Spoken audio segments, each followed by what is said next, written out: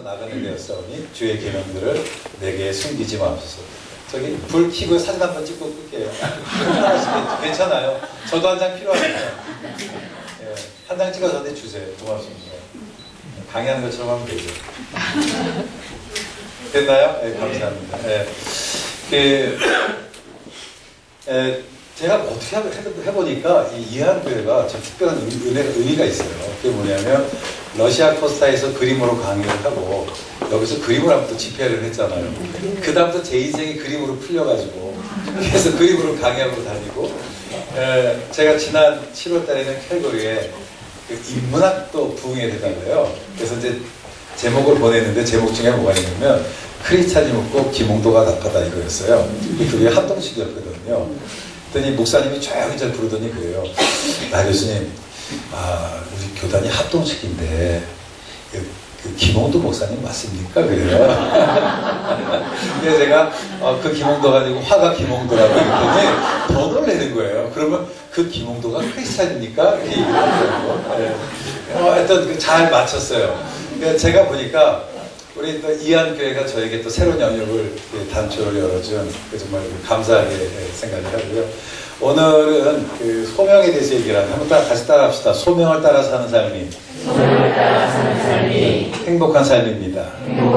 제가 이쪽에서 할게요. 제가 가려질까봐 그게 좀 나을 것 같아요.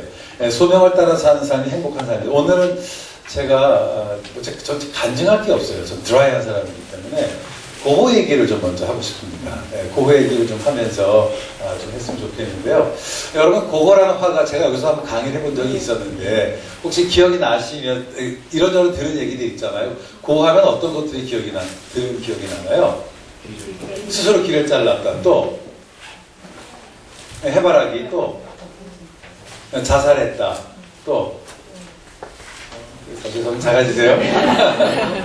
오늘 고호에 대한 이야기를 하고 싶은데 일단 이 시편 119번 19절 말씀은 고호의 첫 번째 설교 본문이에요. 그리고 고호가 평생 추구했던 자기의 삶을 가장 잘 드러나고 또 고호의 작품을 가장 잘 설명해 주는 성경 구절입니다. 일단은 그 고호 얘기를 하면 제가 그때도 말씀드렸던 것 같은데 2차 대전 이전에 고호가 1890년에 죽고 고호의 첫 작품 전시회가 1901년 죽은 지 10년 후에 이루어지는데요. 그때까지는 무명으로 살았습니다. 그러다가 첫 번째 전시회가 이루어지는데 그 당시 프랑스의 미술 비평가인 알버트 오리에라는 사람이 고호의 그림을 높이 평가하면서 사실 누구든지 인정해 주는 거잖아요. 인정해 주니까 확 뜨는 거거든. 그런 것처럼 알버트 오리에가 인정해 주니까 고호가 확 스타가 됐어요. 그로부터 50년 동안 고호에 대해서 나온 책이 671권이에요. 미술사에서 이렇게 많은 책이 나온 적이 없습니다. 그런데 이 고호에 대한 글들을 보면 대개 고호를 어떻게 보냐면 먼저는 스스로 귀를 잘랐다. 그게 들어보셨죠? 그 다음에 고호가 자살했다. 고호가 정신병자였다. 평생 가난과 불행 속에 살았다. 이런 얘기들을 하잖아요. 제가 학교에서 조직신학 교수라 구원론이라는 과목을 가르칩니다. 그래서 강의를 시작할 때 의도적으로 첫 시간에 고호 얘기를 하는데 학생이 나가서 딱 손드는 거예요. 뭐라고 하냐면 교수님, 고호가 천국 갔어요? 자살한 사람이 그걸 딱 일어나서 나가요. 저희 학교는 이게 합동측이라 꼴통들이 많아요. 어떻게 그래서 제가 그랬어요. 내가 고호가 천국 갔다고는 말하지 않았다. 천국 갔다 하는데 어떻게 얘기하냐. 한 가지 분명한 것은 he was a good Christian. 고호는 정말 good Christian이었다. 아주 sincere Christian이었다. 이렇게 이야기를 늘. 그래서 학기 초가 너무 힘들어요. 이 고호에 대한 편견들이 있어서 오늘 고호에 대한 얘기를 하는데 먼저 고호는 자살하지 않았습니다. 네. 뭐 이런저런 얘기가 있지만 국내에서 제가 첫 번째고요. 네. 그 다음에 고호는 스스로 귀를 자르지도 않았습니다. 별로 안 놀라시네. 다 아시는 거예요. 네? 그 다음에 고호는 미치지도 않았습니다. 고마워요. 이 반응이 있어야 사람 이야기를 할 수 있어요. 미치지도 않았고, 그리고 고호는 가난하지도 않았습니다. 이제 그 증거를 한 예로, 혹시 고호의 그림 중에 노란 집이라는 그림 보신 분 계시죠? 네. 옐로우 하우스라는 그림이 고호가 1888년에 아르에서 머물던 집인데, 그 집이 방이 몇 개인 줄 아세요? 4베드룸입니다. 혼자 썼어요. 여러분은 방이 몇 개십니까? 네? 여러분, 4베드룸 보시면요, 화장실이 3개에 거실이 2개예요. 그리고 뒤에 이게 가든도 크고, 아니 가난한 사람이 그런 뽀배드름에 있을 수 있나요, 없나요? 없어요. 난 정말 뽀배드름 누가 좀 줬으면 좋겠어요. 네? 또 하나, 고흐가 아르레 있을 때 자기 동생이 고흐에게 한 달 어쨌든 생활비로 준 돈이 275프랑이에요. 여러분 275프랑이 얼마인지 모르니까 비교를 해보면 그 당시 고흐가 아르레 있을 때 우체부 그림을 하나 그렸어요. 룰랭이라는 사람. 그 사람의 한 달 월급이 120프랑이었어요. 우리나라에서 우체부 한 달 월급이 얼마쯤 될까요? 모르지 누구나 다. 그래도 대충 250은 될걸요? 이거 그쵸? 최소 그 정도 될 거예요. 그러니까 250이면 얼마예요? 아니, 죄송합니다. 500만 원이다. 그런데 125% 해봐야 250밖에 안 돼요. 그러니까 고흐는 한 달에 자기가 꼬박꼬박 자기 동생한테 얼마를 받은 거예요? 500만 원을 받았어요. 저는 제가 학교에서 그렇게 가르쳐도요, 500만 원 못 받아요. 500만 원 받았으면 좋겠어. 여러분 이 중에 500만 원 꼬박꼬박 한 사람 몇 명이나 되나요? 우린 그 많지 않아요? 그럼 고흐가 가난했나요? 다시 방이 4개에 한 달에 500만 원 이상, 앳리스트 500만 원이고요. 대략 하면 600만 원, 연봉 7천이에요. 자, 고흐가 가난했습니까? 아니, 반응해 주셔야 돼요. 네. 이게 왜 중요하냐면 이게 해결이 돼야 고흐를 제대로 이해할 수 있어요. 자, 그러면 보통 사람들이 고흐의 동생이 고흐의 생활비를 대줬다고 그래요. 그것도 오해입니다. 어떤 거냐면 그 당시 미술 시스템은 어떻게 되냐면 화상, 그림, 소위 그 딜러들이 어떻게 하냐면은 이미 유명한 사람들 작품은 돈이 안 되니까 유명하지 않고 전도가 유명한 작품, 그 화가들을 미리 돈을 주는 거예요. 그리고 작품을 가져가요. 밀레도 그렇고, 그 다음에 모딜리안이도 그렇고 대부분의 화가들이 그랬습니다. 그림들이. 정말 재밌는 것은 만약에 생애비를 대줬는데 어떻게 고흐의 모든 그림을 다 고흐의 동생이 소유했을까요?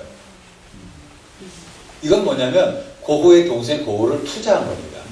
걔 돈을 주고 고흐의 그림을 산 거예요.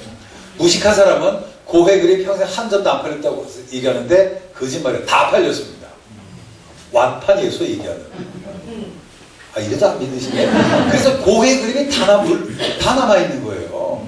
그리고 이제 고흐의 그림 중에 그러니까 지금 암스테르담에 가면 반고흐 뮤지엄이 있는데 그 뮤지엄에 고흐의 그림이 다 있고요. 중간중간에 다른 데 있는 건 뭐냐면 고흐 사후에 고흐가 중간에 남들에게 그려준 그림이 있어요. 그 그림들이 돌아다녀서 딴 데 있는 거지 그런 그림들 외에 대부분은 동생 태호가 소유하고 있었습니다. 그러니까 한 달 받은 275프랑은 그게 뭐냐면 그림값이에요. 그럼 가난하지 않은 거죠. 자, 그러면 이거 가지고 한번 좀 봅시다. 먼저 반고흐는 스스로 길을 잘랐다 이거잖아요.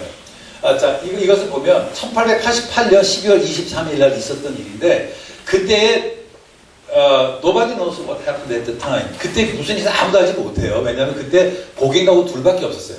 제가 여기서 고갱 얘기는 했으니까 여러분 고갱 별로 안 좋은 사람인 건 아시죠? 고갱 진짜 안 좋은 인간이에요. 이제 고흐가 고갱한테 초청을 하면서 뭐라 그러냐면 너랑 나랑 같이 그리면 도움되겠다라고 얘기하니까 고갱이 뭐라고 얘기하냐면 그러면 여기서 내가 그리는 그림 다 네 동생에 팔아줘. 왜냐면 그 당시 고흐의 동생이 굉장히 유명한 그림을 파는 사람이었어요. 그 조건으로 온 거예요. 그리고 왔는데 둘이 성격이 안 맞아. 편지를 보면 고흐는 그 베르나르라고 하는 뮤추얼 프렌드가 있었거든요. 뭐라 하면 야 어떻게 고갱 저거 인간이 저러냐, 인간 말종이야 이렇게 얘기하고 또 고갱은 고흐한테 고흐를 뭐라 그러냐면 어떻게 사람이 저렇게 예수님처럼 살 수 있냐? 야 답답하다 이럴 정도로 서로 맨날 싸우고 작품 3개도 안 맞았고요. 점점 처음엔 좋았는데 잠깐만 가다가 서로 다툼이 심해져가지고 12월 23일부터 싸웠어요. 왜 싸웠는지 모르지만 근데 그것에 대한 얘기를 고흐는 얘기하지 않고 고갱만 얘기하는 거예요. 자, 고갱의 증언입니다. 서로 싸웠어요. 싸워서 고갱이 신경이 나서 밖에 막 나간 거야. 나가는데 뭔가 찝찝한 느낌이 들어서 뒤를 돌아봤더니 고흐가 칼을 가지고 왔다는 거예요. 그래서 자기가 딱 쳐다봤더니 고흐가 어이구 놀라라고 도망갔다는 거야. 여기 여성분들 부부싸움 해보신 적 있으시죠? 남편이 잘못했어. 부부싸움을 했어. 그런데 남편이 말을 앉아가지고 텔레비전 보고 있어. 얼굴 보면 어때요? 마음이. 화가 더 나지. 이 화상이. 그러지 않겠어요? 마음이 화가 더. 보면, 무슨 말이야? 고흐가 지금 고갱을 죽이려고 칼까지 들고 가는데, 눈 마주쳤다고 도망갈 게 아니라는 거죠. 오히려. 얼굴 보면 화가 더 나서 찔러 죽이겠지. 만약에 정말 화났다라고 한다면. 그리고 그날 고객이 외박을 해요. 근데 거기에 생활비가 누가 대준다고 그랬어요? 동생 태호가 대주잖아요. 자기 돈이 아니에요. 근데 둘이 싸운 적이 한두 번이 아닌데 왜 그날만 호텔에 잤을까? 설명이 안 돼. 자, 그리고 나서 이제 고객이 나중에 고한테 편지를 했어요. 고가 일주일 만에 퇴원을 해요. 퇴원을 했을 때 이제 고객이 뭐라고 했냐면 사람들한테 고가 스스로 자해했다. 미쳤다 그래서 정신병원에 들여보냈는데 정신병원에 들었던 펠릭스 레이라는 의사가 고가 정신병이 아니다. 라고 돌려보내요. 일주일 만에. 그때 고가 간질이 생겨요. 충격으로. 그리고 우울증이 생깁니다. 고의 어머니가 우울증이 좀 있어요. 모계로. 그러니까 저희 학교 학생 중에서도 간질병에 걸린 아이가 있는데 이게 어렸을 때부터 있는 게 아니라 어느 순간에 확 나오더라고요. 어떤 충격기를 받으면. 고가 그랬던 거예요. 자, 그런데 문제는 재밌는 게 뭐냐면 고객이 고한테 편지를 써요. 뭐라고 편지 쓰냐면 야, 내가 급하게 떠나나 내 짐을 두고 왔다. 짐을 파리로 보내다오. 근데 그 짐 중에 뭐가 있냐면 펜싱 마스크와 펜싱 장갑을 두고 왔다. 그거 보내주려고 그래요. 여러분 펜싱 마스크와 펜싱 장갑이 있으면 뭐가 있겠어요? 펜싱 검이 있겠죠. 이 에페 요리가 하는 그거가 고객의 취미였어요. 자기가 만약에 펜싱 검을 가지고 갔으면 펜싱 마스크와 펜싱 장갑은 옆에 있으니까 같이 가져가겠죠. 그걸 안 본. 그래서 고우가 답장을 써요. 뭐라고 답장을 쓰냐면 오케이 네가 요청한 거 내가 보내줄게. 그러면서 그 편지 맨 밑에다가 라틴어로 익두스하고 귀를 하나 그렸어요. ICTU에서 익두스가 하나님에 대한 예수에서 약자되지만 원래 라틴어로 자르다 찌르다예요. 누가 그랬는지 모르겠어요. 근데 뭐가 좀 이상하죠. 또 하나 1월 2일 날 고우가 자기 동생 태호에게 그렇게 편지를 쓰는 겁니다. 야, 너는 내가 정말 네가 들은 것처럼 고객은 무섭겠다고 생각하냐? 아니야, 고객은 파리로 돌아가고 싶었어. 단지 이유가 필요했던 거지. 나는 여전히 고객을 생각하고 있어. 무슨 미절인가요? 영화? 고우가 그렇게 고객을 집착하는 건 아니거든. 이 말이 뭐냐면 하나님 은총이 고객과 함께하길 기도해. 분노에 있는 사람이 아니죠. 그리고 1890년에 고우가 죽은 다음에 그 고객이 자서전을 써서 다시 한번 이 사건을 얘기하는데 그때의 고객의 진술과 이 1888년의 진술이 달라. 소위 이 경찰에서 법인을 잡아서 신문을 할 때에 계속 같은 질문을 반복해서 한대요. 그래서 죄를 안진 사람은 언제나 똑같은 얘기를 하는 거고 뭔가 말을 꾸민 사람은 이게 달라진다는 거죠. 그래서 소위 범죄 프로파일러들에 의하면 진술이 일치 않을 때는 그것이 거짓이라고 얘기를 해요. 그리고 이 당시에도 그 사건의 원인자로서 고객을 지목한 사람들이 많았어요. 더 얘기하고 싶지만 이 정도로 하시고요. 넘어갈게요.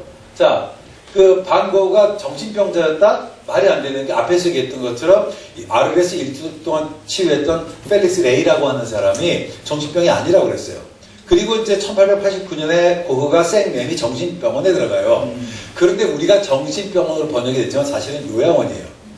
요양원에 들어가는데 여러분 만약에 고흐가 정신병원에 들어갔으면 자기 화실을 가질 수 있나요? 없나요? 없지요. 그런데 고흐는 병원에 자기 화실이 있었어요.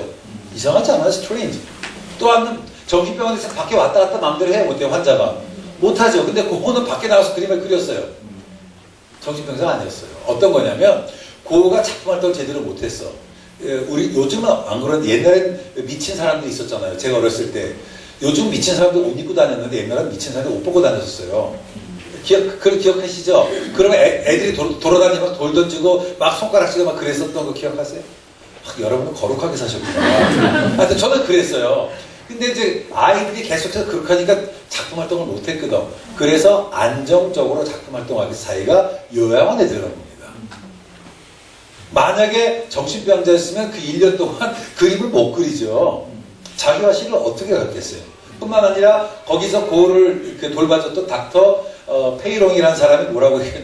페이롱이 고흐를 정신병자를 안 봐요. 고흐가 그 오베르라는 곳에 마지막 거주할 때 뭐라고 하냐면 네가 거기 있으니까 참 편해 보이는데 참 좋다 이렇게 얘기해요. 그리고 고흐가 이 오베르에 있을 때 우리 목사님 가보셨죠? 여기가 이제 라브라고 하는 사람이 그 운영하는 여인숙 여기서 살았는데 여기 뒤쪽 집이에요. 뒤쪽 집이 녹한인데 거기서 살았는데 정신병원이 없었어요. 요즘 저희 동네 살다 보니까 그 성범죄하는 사람들이면 이렇게 다 어린아이들이 집은 편지가 가더라고요. 요즘 그러죠. 참 좋아진 것 같아. 옛날처럼 오베르란 이곳이 정말 조그만 동네예요.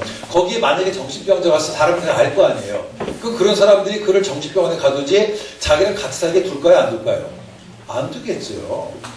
그러니까 사람들은 소문의 시작에만 관심이 있지 소문의 진상은 파악을 안 해요. 자, 요게 재밌는 그림인데요. 요게 라브 박사의, 라브라는 그 여인 주인의 딸이에요. 딸인데 고흐가 이 딸의 그림을 2개나 그렸어요. 이 집안 대박 됐습니다. 왜냐하면 이 고흐의 작품들이 몇 개 남아있어가지고 이걸 했는데 실제로는 아들이 고흐의 작품을 위작했다 해서 위작 논쟁도 되게 많아요. 어쨌든. 그러니까 고흐를 그래서 그림 잘 그린 것 같지는 않아요. 고흐 위작도 되게 많거든요. 자, 근데 여러분 유화를 그리면 도구가 뭐예요? 나이프잖아요. 그거 위험해요? 안 위험해요? 그러면 이 여인숙 주인이면 이 사람이 어떤지 제일 잘 알 거 아니에요? 그럼 여러분 같으면 미친 사람한테 내 딸, 아들은 좀 이해가 돼. 내 딸 초상화를 그렇게 할까 안 할까요? 안 하죠. 자, 이 사람은 누구냐면 여기 닥터 가세라고 이 사람이 이제 모두 우리나라로 의사로 번역되지만 이 닥터는 뭐냐면 소위 프로이드 밑에서 공부한 사람이에요. 그때는 아직도 정신분석학이 의학으로 들어오지 않았을 때거든. 하나의 사이언스, 과학으로 있었단 말이에요. 이 사람은 정신의사가 아니에요. 닥터긴 하지만. 그냥 제가 닥터라지 않습니까? 그러니까 그냥 저야 닥터라예요. 근데 이분이 그 미술에 관심이 많았고 미술을 통해서 동생 태호와 교류를 많이 했었기 때문에 형이 일단 우울증이 있고 그리고 이제 약간 발작을 하니까 같이 있으면 안정도 되고 도움될 거라 생각해서 오베르로 보낸 거예요. 근데 이 사람이 이게 마가렛이라고 이분의 딸인데 자기 딸의 초상화를 그리게 했어요. 아니 일반인보다 더 잘할 거냐. 프로이드 밑에서 공부를 했으니까. 그런 사람이라면 미친 사람이 자기 딸을 그리게 하겠습니까? 이상하게 반응이 없으시네. 반응해 주셔야 돼요. 저 사랑을 못 받아서 반응을 예? 게다가 이 고흐가요. 첫 한 달 동안 50개의 작품을 그려요. 유화를. 이 대단한 사람이죠. 그리고 여기 가제 박사 집은 하여튼 수도 없이 들락달락 그래요. 이번에 제가 여름에 가서 고흐 집에서부터 그 가제 박사 집 걸어갔는데 한 30분에 35분 걸어요. 그러니까 먼 거리예요. 그동안 온 동네를 다 활보하는데 누구도 뭐라고 안 돼요. 그런 기록이 없어요. 자, 또 하나 이게 고흐가 마지막 그린 작품이 도비니의 정원이라는 겁니다. 이게 고흐의 마지막 작품인데 고흐가 자기 시시콜콜한 얘기 다 해요. 내가 물감 떨어졌다 이런 것까지. 근데 고흐가 만약에 자살하려고 그랬으면 마지막 편지는 유언이 있어야 되잖아. 근데 마지막 편지가 뭔지 아세요? 물감이 부족하다. 야 물감 보내달라 그래. 죽을 사람이 아닌 거예요. 자, 반고흐는 자기 죽음을 알 수 있는 거예요. 요 하나만 좀 할게요.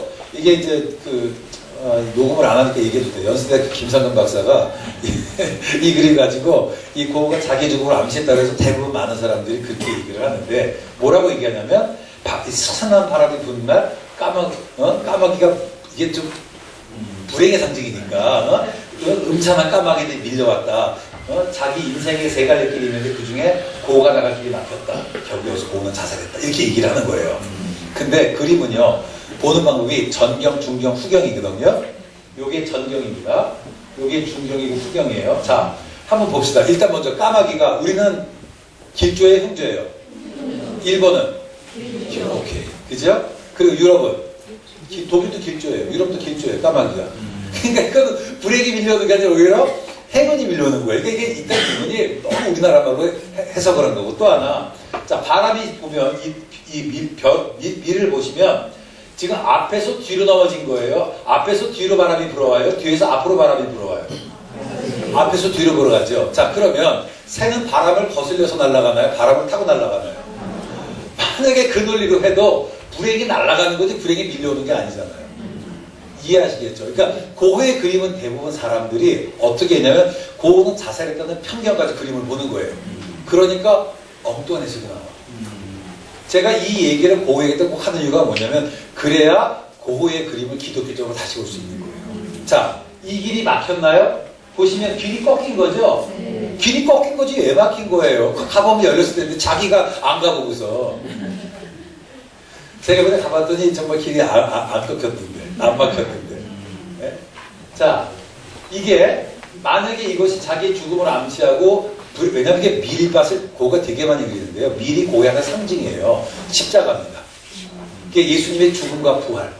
그래서 고고가 밀밭을 그리다 보면 여기는 봄, 여름, 가을, 겨울이 항상 다 있어요. 그래서 고에게 밀밭은 그런 상징인데 만약에 이것이 불행을 상징하였으면 그 다음 그린 밀밭이 또 어두워야 되는데 여기 지금 추수 전이죠. 추수 후입니다. 그림이 어두워요? 안 어두워요? 안 어두워요. 평화로워요. 이 그림은 여기는 비고 죄송합니다. 이게 여기는 비고 여기는 아직 안 폈잖아요. 불행해요? 안 평화롭죠? 그림이 달라요. 자, 그럼 또 하나 그러면 고흐에게 까마귀가 어떤 의미를 갖고 있는지 좀 볼 필요가 있습니다. 나는 오늘 아침 교회로 날아다니는 까마귀 떼를 보았어. 이제 곧 봄이 오겠지. 고흐는 까마귀를 보면서 뭘 연상한 거예요? 봄을 연상했어요. 김상근 박사님은 겨울을 연상했겠지. 요새 그분이 귀가 가려울 거예요. 제가 다니면서 그분 흉을 보니까 어느 모임에서 이 강의 했더니 그분이 그러더라고. 제가 그 강의 옛날에 들었었는데 이렇게 얘기를 하더라고. 종달새도 올 것이고 하나님은 땅에 있는 모든 것을 새롭게 하신다. 보라 내가 새해를 행할 것이다 라는 성경 말씀처럼 하나님을 이 땅을 새롭게 하실 거야. 그러니까 고우가 까마귀를 보면서 뭘 느끼는 거예요? 만물을 새롭게 하시는 하나님의 새롭게 하심을 느꼈다고 한다면 동일한 관점에서 앞에서 까마귀 나는 밀밭을 보면 어떻게 봐야 돼요? 우리에게 새로운 일을 행하시는 하나님의 역사를 기대하는 걸로 보면 안 될까요? 그리고 실제로 암스테르담 반고 미즘에 가면 저희 그림이 밝아요. 그러니까 소위 고흐의 작품들이 카드로 나오거나 복제 나오는 거는요 다 톤 다운을 해요. 원작과 똑같이 안 만들어요. 그래서 조금씩 달라야 그게 이제 원작이 유지가 되기 때문에 가면 훨씬 밝아요. 자, 그 다음에 고흐는 굉장히 많이 걸었습니다. 제가 올 여름에 네덜란드를 갔어요. 2주 동안. 갔던 이유가 뭐냐면 고흐와 같이 한번 걸으려고. 저희 집사람이 여행 가는 게 너무 좋다고 따라왔다가 하루에 평균 25,000보씩 걸었거든요. 이틀 따라오더니 저보고 혼자 가래. 입이 이만큼 나와가지고. 근데 제가 걷고 싶었어요. 왜냐면 고흐가 그 길 가면서 느꼈던 그 감정을 느끼고 싶었어요. 고흐는 정말 많이 걸었는데요. 헤이그에서부터 도보까지 도비니의 그림을 보러 가요. 까마귀 나오는 그림을. 뭐라고 얘기하냐면 그 여행은 무척 힘들었고 피곤해 지쳐 다친 발로 우울한 채 돌아왔지만 내가 후회하지 않아. 사람들이 힘든 시련 속에서 다른 눈으로 사물을 보는 법을 배우게 되지. 그 엄청난 고통 속에서 나는 힘이 용솟은 것을 느꼈고 그 고통을 극복할 수 있다고 다짐했어. 엄청난 낙담 속에서 버렸던 연필을 다시 들고 그림을 그리기 시작했어. 너무 힘들었는데 이 고흐의 그림 말 중에 굉장히 중요한 게 뭐냐면 슬퍼하는 것 같으나 기뻐하는 삶. 이게 고흐의 삶을 아주 가장 잘 대변하는 겁니다. 크리스찬 삶이 어떤 건가요? 슬픈 것 같지만 기뻐하는 삶이에요. 남들이 볼 때는 정말 희망이 없어. 이건 끝인 것 같아. 그런데 그 속에서 새로운 희망을 발견하고 사명을 찾아가는 것이 우리 그리스도인의 삶이 아닌가 그렇게 생각을 합니다.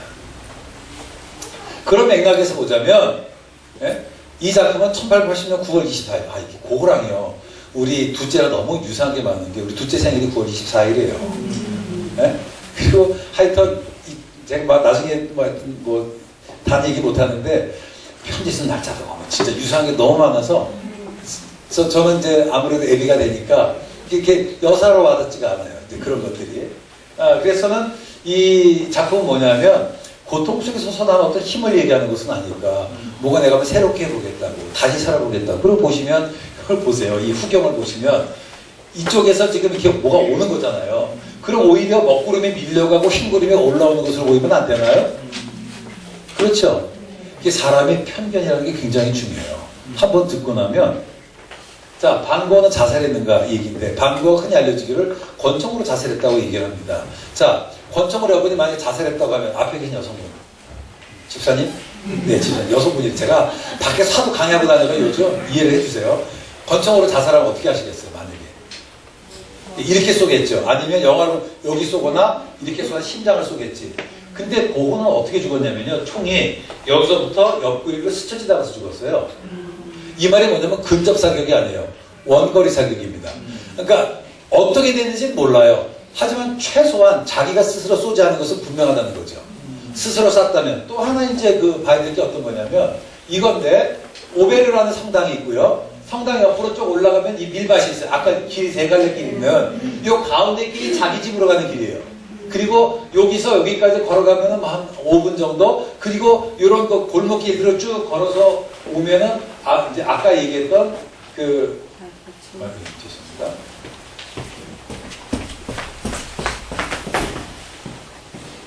여기까지 걸어오는 거라고. 그러니까 제가 걸으면 보통 편안히 걸으면 한 20에서 25분 정도 되는 거리예요. 그러면 한번 생각해 봅시다. 자기가 만약에 자살을 생각했다면 어떻게 해야 돼요? 남의 눈에 띄는 곳에 있어요? 없는 곳에 있어요? 없는 곳에 있죠. 근데 자기가 와요. 그거는 과다출혈로 죽어요. 하루 치사서 죽어요. 왜냐면 오베르에 외과 의사가 없어서. 외과 의사가 파리에 있어도. 그 말은 뭐냐면 만약에 오베르에 외과 의사가 있었다면 그거가 죽었을까요? 안 죽었을까요? 안 죽었어요. 그럼 자살인가요? 자살이 아니에요. 이제 이런 배경 속에서 고의 삶을 다시 봤으면 좋겠어요. 자, 그 후에 오늘은 소명 얘기를 하고, 그리고 우리 아이의 소명 얘기하고, 그 다음에 여러분의 소명 얘기를 한번 같이 해보려고 합니다. 자, 그거는요, 300째 목사 가정에서 태어났습니다. 그것이 굉장히 중요해요. 가끔 제가 이제, 그리고, 그 후에 할아버지가 라이덴 대학에서 신학을 공부했고, 할아버지는 굉장히 공부를 잘해가지고 우수상으로 졸업을 했어요. 그리고 그 후에 아버지는 할아버지보다 공부를 좀 못했던 것 같아요. 그리고 설교도 잘 못했던 것 같아요. 어떤 책들을 보면 고흐의 아버지가 한직으로 살았다는데 그렇지 않고요. 고흐의 아버지가 에텐에서는 굉장히 큰 교회. 거기는 목사가 이렇게 돌아다니면서 목회를 하거든요. 돌아다니면서 하는데 처음 사역했던 준데르트라는 곳은 이거 반보다 작아요, 교회가. 네, 그런 곳에서 이따 제가 사진 보여드릴 텐데 거기서 예배를 드리고 어쨌든 그 목사 가정에 태어났고 고흐의 삼촌 중에 3명이 그립하는 사람이었어요. 그러니까 결국 하나님께서 누구를 쓰신다고 하는 건 뭐냐면 그런 거더라고요. 그러니까 자기가 갖고 있는 것을 가지고 사용하시지 내게 없는 걸 사용하지 않더라고.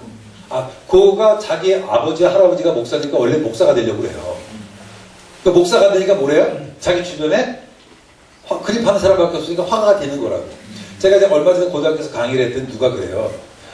교수님, 저는 제가 뭘 해야 될지 모르겠는데, 제가 최순실입니까? 그럼 제가 어떻게 알아요? 그래서 내가 어떻게 하냐? 그러다가 너 무슨 과목 성적이 좋으냐? 그래. 그랬더니 이 친구가 국어요. 그러더라고요. 제가 그랬어요. 국어가 네 사명이라고. 제가 지금 이 나이 돼가지고 바이올린 한다고 되겠어요?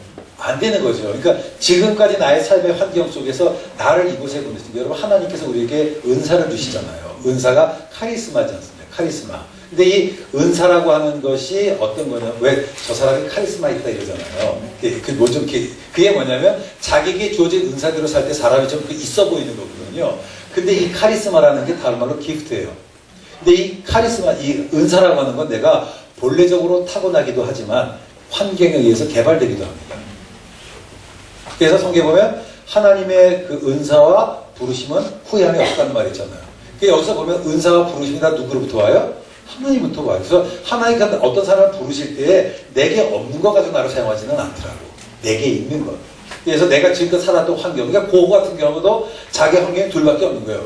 고흐는 어차피 목사나 그립하거나 그거밖에 안 되는 거라고.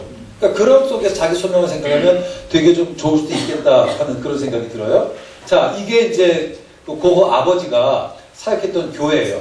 여기 지금은 동생 태호하고 고흐가 서로 이렇게 함께 있는 그런 게 있고요. 여기 이게 이제 그 예배당이에요. 아주 조그맣죠?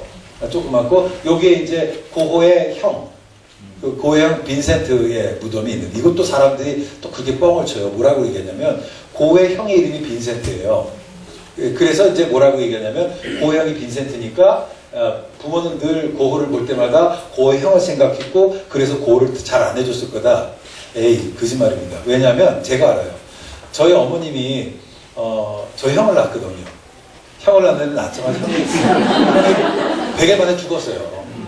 100일 만에 죽고 그때 어머니 절에 다니셨는데 절에서 백일지성을 드렸는데 아니 백일지성을 드렸는지 뭘 했는지 모르겠어요. 하여튼 백일지성 드리는 날 저를 임신을 했어요. 그리고 태몽을 껐는데 태몽이 저희 형 태몽하고 똑같아요. 그래서 제 이름이 저희 형 이름입니다. 근데 저는 한 번도 지금까지 저희 어머니에게 저희 형이 그 노래를 들어본 적이 없어요. 그건 다 우리가 고흐가 자살했어 라고 생각하니까 거꾸로 보는 거지 무슨 이해가 되세요? 네, 전혀 그렇지 않을 거라고 하는 거죠. 여기가 고흐가 살던 집이고요. 그렇습니다. 이게 고흐가 9살 때 그린 그림이고요. 잘 그렸죠? 예, 그러니까 무슨 말이냐면, 근데 고흐가 잘 그리긴 했으나 천재는 아니었어요. 이게 고흐가 11살 때 그렸는데, 고흐의 어머니가 왕실 재단사의 딸이라 그림을 굉장히 잘 그렸어요. 그러니까 결국 소명이라는 거는 보면 딱 그런 것 같아요. 이게 그 안에서 나오지 특별히 다르지는 않은 것 같아요. 자, 근데 고흐의 문제는 고흐는 원급을 못했어요. 평생 그것 때문에 고생해. 자기가 원급을 못하니까 정상적으로 그림을 그릴 때 남들하고 안 되는 거야. 그래서 다르게 그린 겁니다. 그러니까 나의 단점이 강점이 되더라고. 늘 설교 목사님들 할 때 한쪽 문이 막히면 다른 문을 여시는 하나님이라고 정말 그런 것 같아요. 오히려 자기의 약점이 장점이 되기도 합니다. 자, 반고가 추가한 것이 뭐냐? 성경과 그림이에요. 제가 성경 얘기는 했던 것 같아요. 반고에 있어서 정말 중요한 게 1876년입니다. 고흐가 1876년에 영국의 램스게이트에 도착해요. 작년에 가서 찍은 사진인데 여기가 고흐가 처음으로 하던 기숙학교 교사로 있었던 장소였고 고흐가 처음 머물렀던 집이고요. 지금 영국에 보면 반고 클로즈라고 길 이름이 반고흐의 이름을 딴 길이 있어요. 근데 고흐가 이 1870년 런던에서 가난한 아이들을 가리키면서 자기의 사명을 발견해요. 그러니까 고흐가 이전까지 직업이 뭐였냐면 자기가 그립하는 일을 했어요. 근데 그 당시 그립하는 일은 뭐냐? 아까 어느 회사라고 했죠? 갑자기 제가 우리 장로님 누가 아주 외국 회사에 이런 누가 얘기했는데 모건 스탠리. 그러니까 그 당시 그림 파는 일 정도가 그 정도예요. 지금으로 모건 스탠리. 그러니까 그 만나는 사람들이 어떻다요? 주로 귀족들. 돈 많은. 그러니까 굉장히 전도가 유명한 것이었어. 그 돈도 잘 벌었어요. 근데 어느 날 그것이 자기가 삶의 여기 가서 뺐구나. 삶의 의미가 없다고 생각해가지고 다 포기하고 나는 목사가 되는 게 꿈이라고 생각해요. 그리고 목사가 되고자 하는데 신학을 공부를 안 했잖아요. 그래서 자기가 소명을 찾아서 OM처럼 소위 기숙학교의 수습교사로 자기가 보내는 거예요. 그래서 자기가 그곳에서 지내면서 내 콜링이 무엇인지 찾아나기 시작하는데 그때에 자기가 콜링을 발견해요. 그때 콜링을 발견해서 런던으로 이산주로 걷는데 램스게이트에서 런던까지 3일을 걷다가 캔터베리에서 노수라고서 런던에는 자기 아는 목사님이 편지를 써요. 그 편지가 아마 제가 뒤쪽에 있나 보다. 그 편지를 쓰는데 그 편지의 내용이 뭐냐면 내가 목사의 아들로 쭉 태어나서 내가 그림을 파는 일도 하고 성공도 했고 돈도 벌어봤는데 거기 삶의 의미가 없습니다. 나의 의미는 복음을 전하는 겁니다. 이렇게 쭉 편지를 써요. 이렇게 편지를 써. 그리고 이제 런던에 올라가서 이쪽 158 트웨티너 로드에 있는 이 또 다른 기숙학교에 가서 고흐가 이제 기숙학교 선생을 하는데 이때의 이 기숙학교 선생님이 감리교 목사님이었어요. 슬레드 존스라고. 근데 그분이 고흐에게 뭘 맡기냐면 런던의 가난한 외곽지역 아이들을 돌보는 일을 해요.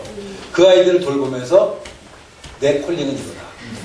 가난한 사람에게 복음을 전하는 거다. 라고 생각 너무 열심히 일해요. 너무 열심히 일하다가 크리스마스 때 완전히 죽게 생겼어요. 그래서 아버지가 이제 좀 쉬어라 그래서 갔다가 이제 다시 영국으로 돌아가지는 못하죠. 고흐가 1876년 11월 3일에 했던 첫 번째 설교 본문이 나는 땅에서 나그네 되었사오니 주의 계명들을 내게 숨기지 마옵소서. 네이버에서 여러분 고흐의 첫 설교 하면 번역이 다 돼 있어요. 오늘 집에서 꼭 보셔야 됩니다. 설교도 별로 잘 쓰지 못했는데 이분이 뭐냐면 이 세상에서의 우리들의 삶은 뭐냐? 나그네 삶인 거야. 나그네. 그러니까 나그네 삶인 우리들에게 필요한 것은 뭐냐면 결국 우리들 삶의 좌표가 되는 뭐예요? 말씀밖에 없더라. 그러니까 야고보서 그런 말이 있죠. 너희가 1년이나 2년이나 어디 가서 장사하며 이문을 남기려고 하는 자들아 너희가 헛하는 것을 자랑하는 너다. 우리가 주의 뜻이면 이것을 하겠다 저것을 하겠다 할 것이오늘. 그러니까 우리가 늘 5년 후 10년 이것을 할 거라고 얘기를 하지만 정말 중요한 것은 오늘 이 순간 내가 해야 될 일이 무엇인가에 대한 질문을 던지는 거라고 하는 거죠. 고흐는 첫 설교가 그거예요. 그러면서 매일 하나님은 보다 높은 것을 위해서 우리들의 삶을 사용하신다. 매일의 삶 속에서 하나님의 뜻을 실천하자. 이게 고흐의 설교의 내용이에요. 그런데 이것이 고흐의 평생 그림의 주제였더라고 보니까. 고흐가 성취자가 되고 싶었어요. 그래서 도트웨이트에서 잠깐 아버지가 쉬라고 하는 동안 서점에서 일했어요. 자기 삼촌이 꽤 유명한 서점을 했었거든요. 서점에서 일을 하는데 고흐가 한 일이 뭐냐면 가서 네덜란드 성경을 영어로 번역해. 진짜 웃기는 거예요. 성경을 자고로 제일 먼저 번역한 것 중에 하나가 영어 틴데이 성경 아니에요. 예? 번역하니 그만큼 자기가 마음이 뜨거운 거예요. 그리고 예배 드리면 그 설교를 듣고 자기가 영어로 번역하고 막 이런 일들을 할 정도로 아주 열정이 많았어요.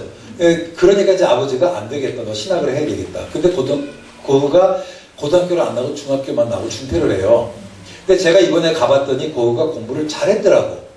꽤 공부를 잘했어요. 어떤 사람은 성격이 안 좋았다, 문제가 많았다고 하지만 자료들을 제가 가서 확인해 봤더니 그러지도 않았더라고. 다 편견이에요. 실제로 고흐가 처음에 그 18살 때에 그 헤이그에서 구필 화랑이 취직되는데 3년 만에 승진해서 런던 지점에 파견이 되거든. 그거는 자기가 재능이 좋지 않으면 또 인간관계가 좋지 않으면 안 될 거예요. 그러니까 고흐는 인정받는 사람이었습니다. 그러다가 이제 자기가 신학 공부를 하는데 고등학교 과정을 건너뛰기 때문에 검정고시 준비를 해요. 그런데 외국에서는 신학대에 가게에서는 헬라어, 라틴어, 히브리어를 해야 되는데 고흐는 언어 능력이 되게 뛰어나긴 했어요. 불어 영어가 자유로웠어요. 그런데 문제는 뭐냐면 고전어에서 약했어요. 고등학교를 건너뛰니까. 그래서 1년 준비하다가 고전어 시험에서 떨어져요. 떨어지고 나서 어떻게 할까 고민하다가 그 당시에 우리도 성경학교가 있죠. 선교사를 파송하는 성경학교에 들어가서 공부를 하고서 이 보리나주라는 탄광에서 이제 6개월간 수습사역자로 있는 거예요. 그래서 수습사역자를 통과하면 이제 정식 전도사가 되고 그 다음에 이제 소위 목사가 되는 그런 과정으로 들어가는데 여러분 이거 잘 모르시니까 국제시장 기억하세요? 네, 국제시장을 보시면 거기 탄광 보이시죠? 그러니까 그 탄광인데 이게 기어 들어가잖아요. 이 곳을 들어가기 위해서 그 당시 누구를 썼냐면 어린아이들을 썼어요. 지하 300m, 500m에. 처음에 고흐가 가서는 사람들한테 복음 전해야 되는데 고흐도 사실 중산층 출생이거든. 사람들을 어떻게 접촉해서 만날지 모르니까 아침에 그 광부들이 7시 출근할 때는 자기는 딱 앉아가지고 신문이나 책 보고 있는 거예요. 그럼 사람들하고 좀 접촉점이 생길 줄 알고. 큰 지나간 사람들이 고흐 보고 뭐라 그러겠어요? 너 훌륭하다 그러겠어요? 젊은 날 자식이 부모 잘 만나가지고 뭐 요즘 고3 애들이 정유라한테 하는 말하고 똑같겠죠 뭐. 그랬을 거라고. 이게 안 됐는데 어느 날 이 탄광이 폭파 사건이 난 거예요. 고흐가 들어가서 봤더니 처참한 거예요. 그래서 고흐가 했던 일이 뭐냐면 사택 보조비가 나오잖아요. 자기를 창고로 옮기고 그 돈으로 가난한 사람을 돌봐주기 시작해요. 심지어 고흐의 아버지가 와서 너 왜 그렇게 사냐고 할 정도로 정말 거지처럼 살았어요. 그러니까 사람들이 움직이기 시작해. 그래서 사람들에게 존경받으면서 실제로 그곳에 장티푸스가 도는데 의사도 도망갔는데 고흐가 나면 그들을 치료해서 회복이 되니까 좀 사람들이 굉장히 존경했습니다. 그러면 목사 자격이 있어요 없어요? 근데 떨어졌어요. 왜 떨어졌는지 아세요? 그 당시 부르주아에 된 교회 지도자들에게 목사가 품위가 없다고. 좌절이잖아요. 그러니까 고흐가 1년 동안은 노회에 가요. 우리 시골 노회장한테 찾아가가지고 나 좀 어떻게 살려달라고. 나 좀 뭐 복면하고 싶다고. 그런데 고흐가 이제 취미 중에 나 그림 그리는 거거든.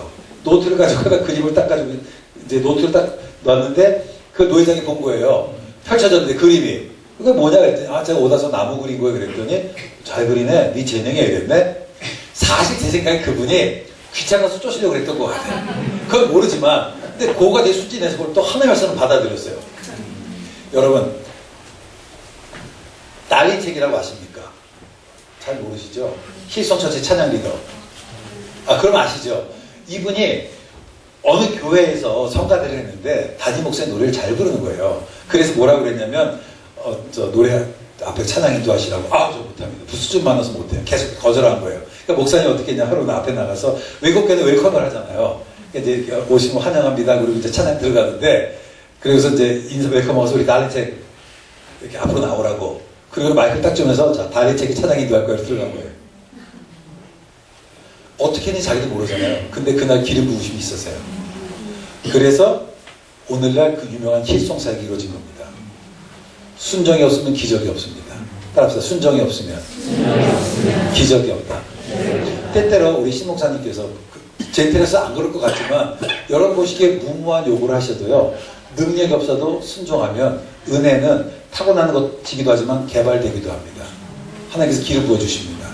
그래서 저는 그 고흐의 순종을 하나님께서 기뻐하셨던 것 같아요. 그래서 고흐가 그림을 그리는데 한번 같이 읽어볼까요? 시작. 복음 속에 렘브란트가 있고 렘브란트 속에 복음이 있다. 예, 복음 속에 렘브란트 속에 복음이 있다. 이게 어떤 거냐면 고흐를 가장 잘 나타내는 거예요. 무슨 말이냐? 복음 속에 내가 하는 일이 있고 내가 하는 일 속에 복음이 있다는 겁니다.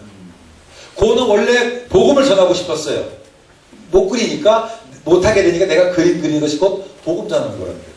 한번 따라합시다. 복음 속에 내가 하는 일이 있고 내가 하는 일 속에 복음이 있다. 할렐루야. 이게 소명이에요. 이게 소위 종교개혁가들이 얘기했던 이중소명이라는 겁니다. 과거에 소명이라 콜링이라고 하는 건 뭐냐? 어떤 종교적인 영역에 들어가는 것이 콜링이라고 생각했는데 종교개혁가들이 얘기했던 많은 제사장이 요즘 그래요. 너만 목사냐? 너만 설교하냐? 너만 축도하냐? 설교해보세요. 쉬운가? 야구선수가 3할 3푼 3리만 해도 좋지만 목사가 한 달 설교 한 번만 히트 치면 쫓겨나요. 4주 다 히트 쳐야 되잖아요. 그게 얼마나 어려운데요. 원하면 하세요.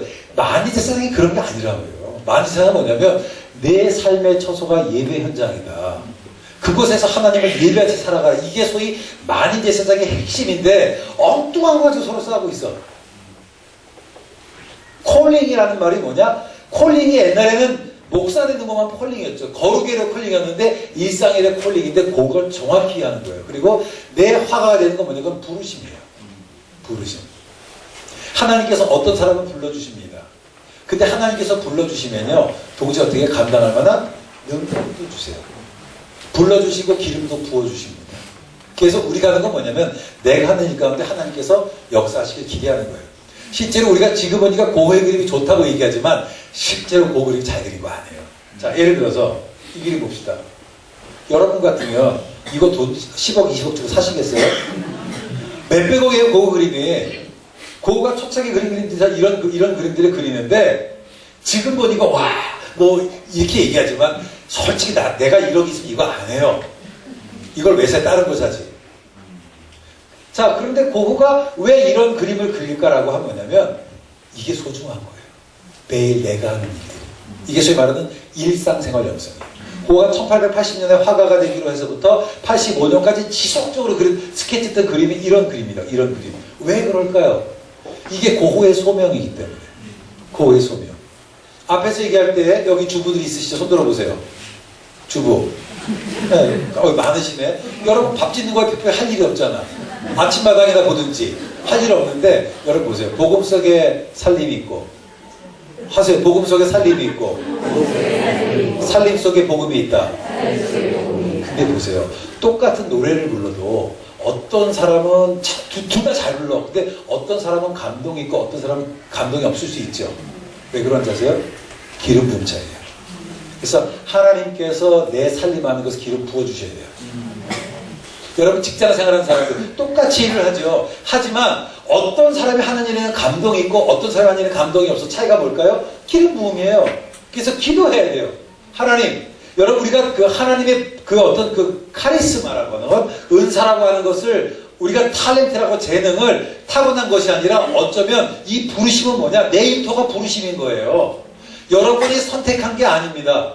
하나님께서 보내신 현장이란 말이에요. 근데 보내신 현장에 살아로 힘들게 살아가잖아. 이게 싫죠? 의미 없죠? 그것이 아니라는 거죠. 그 현장에 하나님의 기름 부으신 길을 기도를 해야 돼요. 그러면 달라져요. 이 세상에 소중하지 않은 것은 없습니다.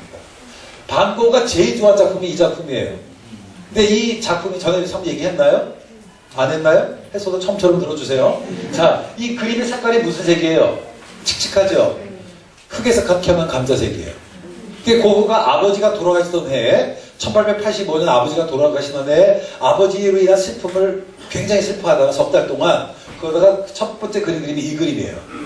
그런데 이 그림에서 보시면 고흐가 제일 강조하고 싶었던 건 뭐냐면 손이었습니다.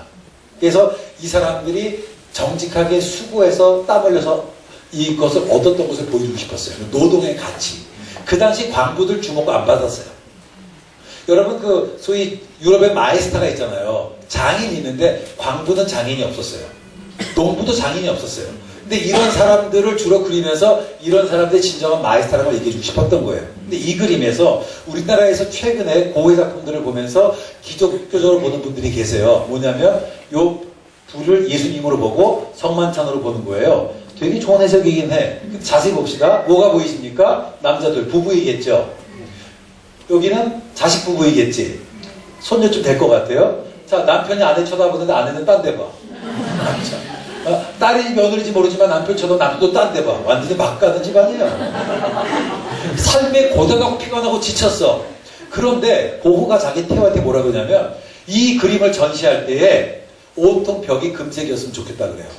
아니면 최소한 프레임이 금색이었으면 좋겠다. 그 이 그림을 자세히 보시면 원래는 여기만 환해야 돼요. 그죠? 그런데 주변이 환하죠. 이게 뭔지 아세요? 수고하고 무거운 짐 진 자들아 다 내게로 오라. 하루하루를 힘들게 살았던 사람들에 대한 주님의 초청하심, 그들을 회복하셨던 것을 표현하고 싶었어요. 그래서 고흐가 이 그림 그리고 나서 나는 세상에서 제일 유명한 화가 될 거라 했는데 동생 태호조차도 실망해가지고 큰 좌절에 빠졌던. 하지만 고흐가 평생을 자기의 가장 좋은 작품으로 사고라면 저는 이 작품일 것 같아. 왜냐면 이 작품 속에는 자기의 슬픔과 아버지의 죽음이 함께 녹아져 있기 때문에 그래요. 고흐의 편지를 보면 나는 사람들이 3월을 완전히 다른 시각으로 바라보기를 원해. 나는 사람들이 아무런 생각 없이 어떤 것이 아름답거나 선명하게 사는 것을 원치 않아. 농부는 밭에서 일하는 면허 차릴 때 가장 아름다워. 주일날 정장을 할 때보다 더 아름답다고 생각해. 이게 일상생활 명성이죠. 어쩌면 여러분이 가장 아름다울 때가 어디냐? 여러분의 일터 속에서, 여러분 집에서 설거지하고 빨래할 때예요. 과연 그때 그것을 내가 어떻게 기름 모터에 나타나는지 고민하고 몸부림치될 주제이긴 하지만 그렇습니다. 당시에 농부와 같이 정직하게 수고하며 땀을 흘린 사람들은 덜 주목받았습니다. 방건이 이들이 충분히 존중받을 만한 가치가 있다는 걸 보여주고자 했어요. 그래서 그것을 거친 손으로 표현한 겁니다. 방거에 있어서 아름다운 뭐냐? 거룩한 영역에만 있는 것이 아니라 일상생활 속에서도 발견될 수 있는 것이라고. 예수께서 가난한 자를 선신하셨던 것처럼 고흐도 예술로 가난한 자를 섬겨줬습니다. 그래서 고흐가 화가가 됐습니다. 화가가 되는 목적이 뭐예요? 섬기는 거예요. For others. 오늘 여러분 무엇을 위해서 사십니까? 여러분 무엇을 위해서 직장생활 하시고 무엇을 위해서 하루하루를 살아가십니까? 본은 평생을 for others였습니다. 한번 따라할까요? 시작. 최선을 다하는 사람 실패하지 않습니다. 고흐가 27살의 화가가 돼요. 고흐가요 27살의 화가가 돼서 10년 만에 떴으니까 누가 만약에 그림을 여기 미대 나오신 분도 계시는 걸로 알고 있는데 여러분 내가 그림을 처음 그려서 처음부터 뜰 수 있나요? 없나요? 없어요. 그건 어려운 거라고. 그런데 고흐는 정말 열심히 했어요. 제가 볼 때는 최선의 믿음이더라고. 하나님께서 그 가운데 기름 부어주셨는데 고흐가 얼마나 열심히 살았냐. 제가 이거 강의한 부모들이 제일 좋아해. 자기 아이들 보고 들으라고. 나는 종종 늦은 밤까지 그림을 그린다. 무슨 말이에요? 나는 종종 늦은 밤까지 단어를 외운다. 섬 하나라도 그리지 않는 날은 하루도 없다. 단어 하나로 암기하지 않는 날은 없다. 부모들이 너무 좋아해. 이런 얘기할 때 예술은 끊임없는 노력을 요구해. 어떤 상황에도 묻지 않고 일하면 끊임없이 관찰하는 거야. 그 노력이란 무엇보다도 꾸준한 작업을 의지하지. 신앙이라는 건 뭐냐? 끊임없이 하는 거예요. 내가 한순간도 단 하루도 내가 믿음대로 하나님 뜻대로 살아가지 않는 날이 없다. 이거죠. 수많은 거절과 좌절 속에서도 포기하지 않는 것. 아름다운 것을 만들 수 있기를 간절히 갈망하니까. 아름다운 것들이란 뭐냐? 고된 자국과 실망 그리고 인내를 의미하는 거예요. 울며 씨를 뿌린 사람은 기쁨을 그 다음에 거둘 것이다. 세상에 여러분 쉬운 게 어디 있겠습니까? 고흐가 1887년 파리에서 구두 작품을 많이 그렸어요. 되게 신기하잖아요. 구두를 왜 그릴까요? 그건 바로 뭐냐면 하이데거라는 철학자가 이 그림 보세요. 이 구두는 그냥 구두가 아니다. 예? 어떤 농부의 고독도 있지만 그것을 딛고 일어서는 농부의 강인한 의지를 볼 수 있다. 이렇게 얘기를 했어요. 아마 그걸 얘기하는 것 같아요. 해바라기 유명하죠. 해바라기가 왜 유명한지 아십니까? 해바라기는 저거의 상징이에요. 해바라기는 이미타초 크리스티, 예수 그리스도를 본받음에 대한 상징입니다. 그래서 17세기 네덜란드 성경을 보면 어떻게 되어 있냐면 예수님을 본받는 것에 대한 그 요한복음 1장의 사파에 해바라기가 있어요. 고흐가 고갱을 초청했을 때 고흐가 고개를 해서 고갱을 해바라기를 12개를 이렇게 짚었어요. 여러분 12이라는 숫자는 고흐에게 굉장히 중요합니다. 하나만 더 볼게요. 자, 요 그림을 볼게요. 이게 유명한 그림이죠. 별이 빛나는 밤이에요. 별이 몇 개일까요? 쳐보세요. 12개예요. 별이 12개입니다. 12지파, 12제자, 영혼에 대한 상징이에요. 제가 어디서 발표했더니 어느 교수님이 그래요. 교회에 불이 꺼져 있으니까 교회가 희망있다는 걸 얘기하는 거라고. 유럽 교회는 사찰 집사가 없어요. 교회에 불이 안 켜져 있어요. 그런데 보시면 이 지상에서 하늘에 닿는 게 뭐예요? 2개예요. 교회의 종탑하고 이게 사이프러스 나무입니다. 사이프러스 나무가 뭐냐면 예수님의 십자가 재료예요. 그래서 고흐가 89년에 사이프러스 나무를 굉장히 많이 그려요. 이건 한테 십자가에 대한 상징이고 요건 올리브입니다. 다 성경적 주제예요.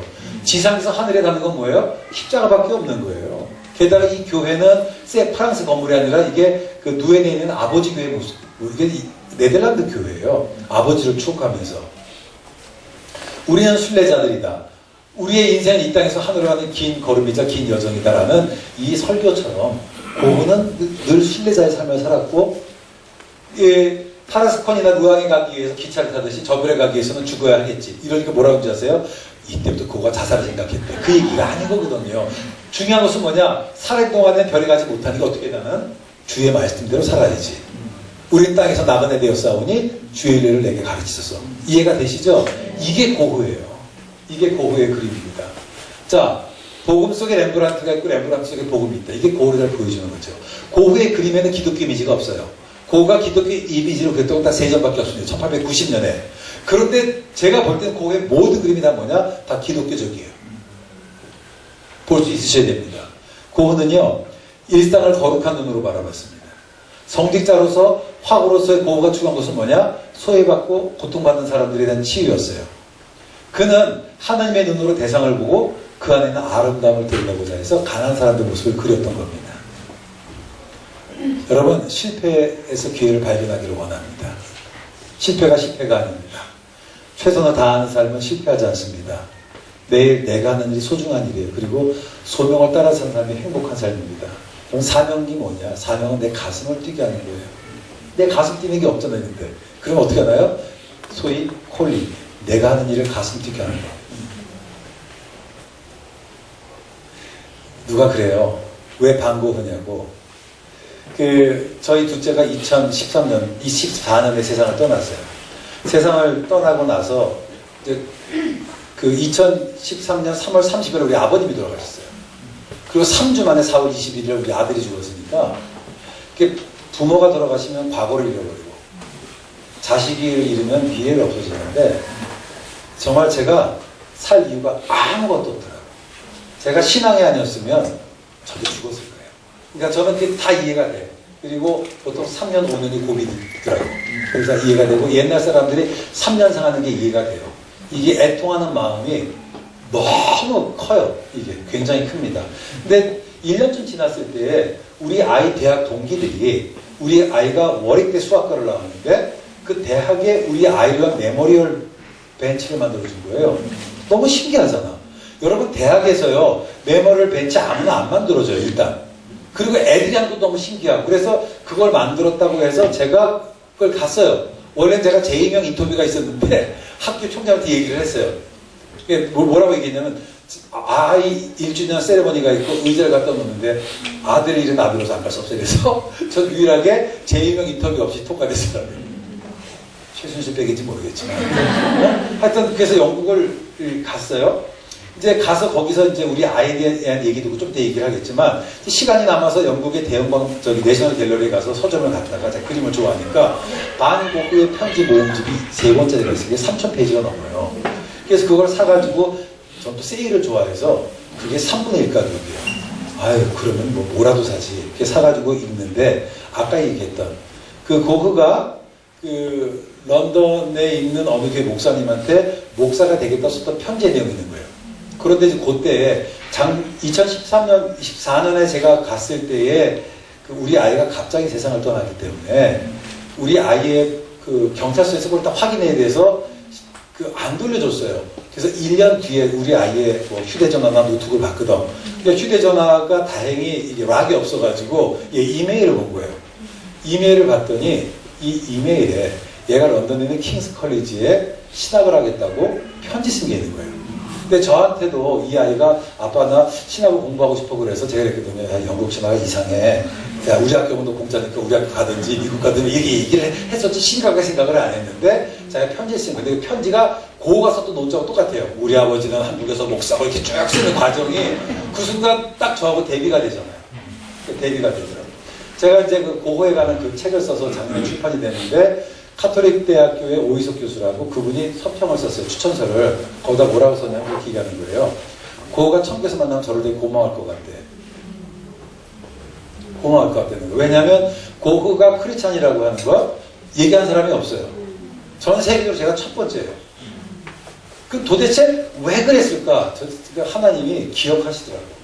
그러니까 죽은 지 10년 만에 그 사람의 가치가 드러나고 다시 100년이 훨씬 더 지난 그것도 아시아의 이상한 어떤 한 사람을 통해서 자기의 어떤 추구했던 신앙의 삶이 드러나는 건 뭘까?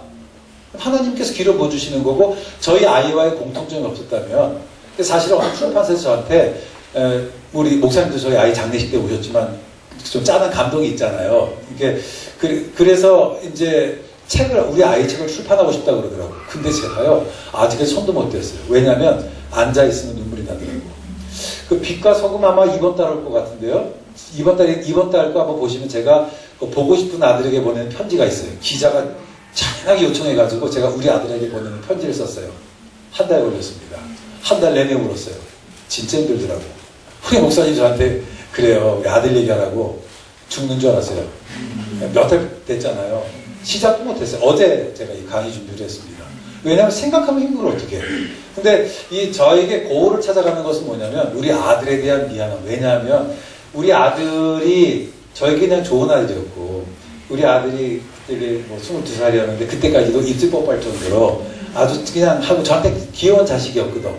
근데 이제 장례식 때 갔더니 에콰도르에서 있던 친구가 우리 아들 장례식 참석을 직접 그만두고 온 거예요. 에콰도르에 있었던 사람이.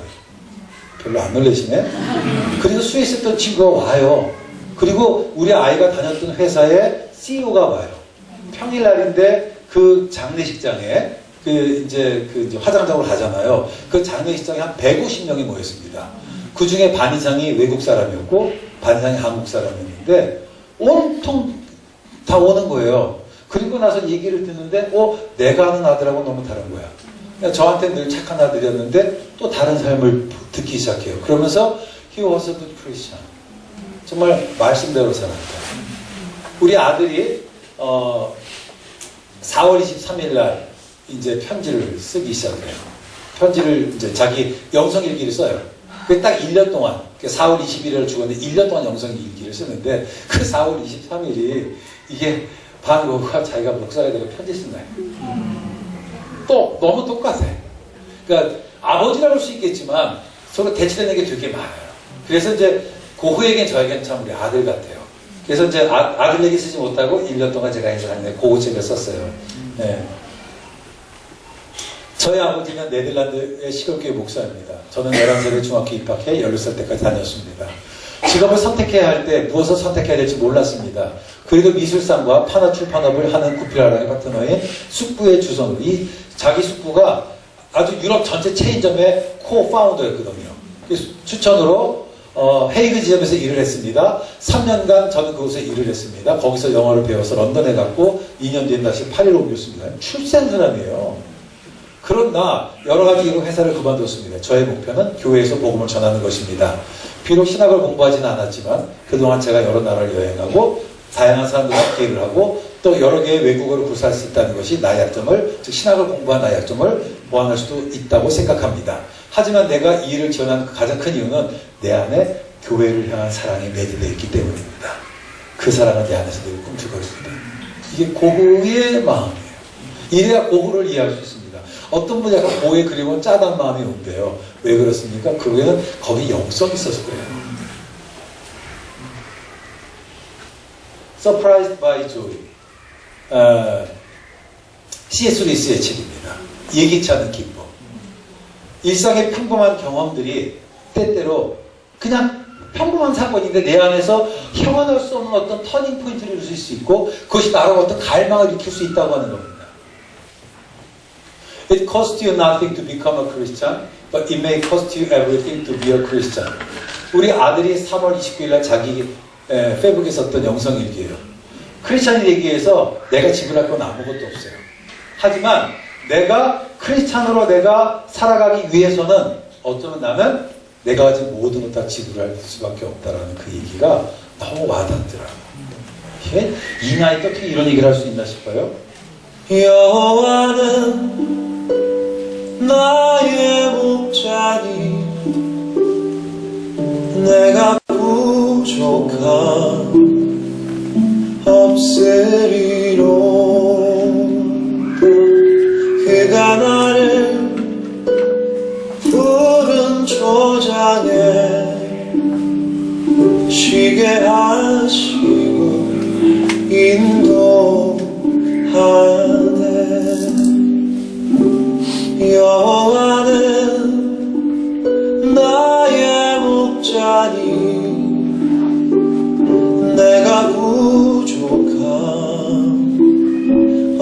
없으리로다. 그가 나를 푸른 초장에 쉬게 하시고 인도하네. 내가 사망의 음침한 계곡을 걸어도 두려워하지 않을 것을 주의 지팡이와 막대기가 나를 지키며 주님 나와 함께 하심이로다. 여호와는 나의 목자니 내가 부족함 없으리로다. 그가 나를 푸른 초장에 쉬게 하시고 인도하네.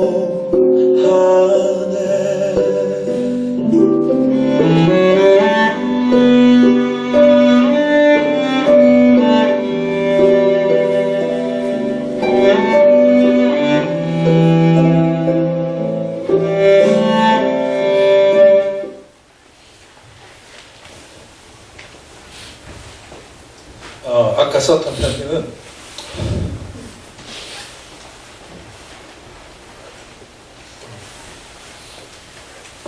우리 아이가 세상을 떠나기 한 달 전쯤에 자기 페이스북에 쓴 글이에요.